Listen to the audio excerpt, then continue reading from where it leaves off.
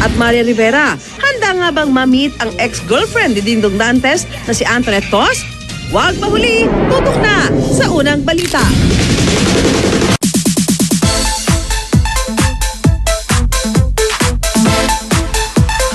Magpalamig muna tayo. Oras na para sa ating mainit na chika. Marian Rivera, handa raw makaharap ang ex-girlfriend ni Dingdong Dantes. Yan ang chika ni Luan D. Sino yun, Luan? Hindi mo kilala, ipapakilala ko sa'yo.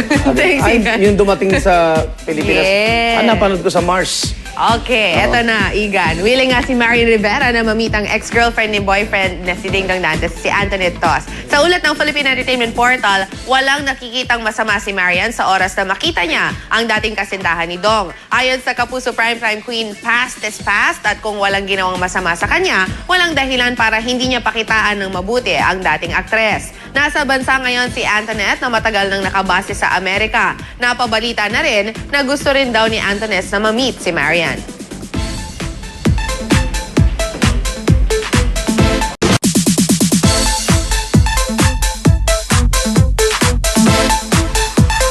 Magpalamig muna tayo. Oras na para sa ating mainit na chika.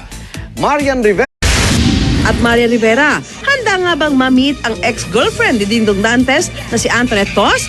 Huwag mahuli, tutok na sa unang balita. Rivera, handa raw makaharap ang ex-girlfriend ni Dingdong Dantes. Yan ang chika ni Luan D. Sino yun, Luan?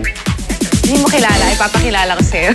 Ay, yung dumating sa Pilipinas. Yes. Napanood ko sa Mars. Okay, eto na, Igan. Willing nga si Marian Rivera na mamit ang ex-girlfriend ni boyfriend na si Dingdong Dantes, si Antoinette Tos. Sa ulat ng Philippine Entertainment Portal, walang nakikitang masama si Marian sa oras na makita niya ang dating kasintahan ni Dong. Ayon sa Kapuso Primetime Queen, past is past at kung walang ginawang masama sa kanya,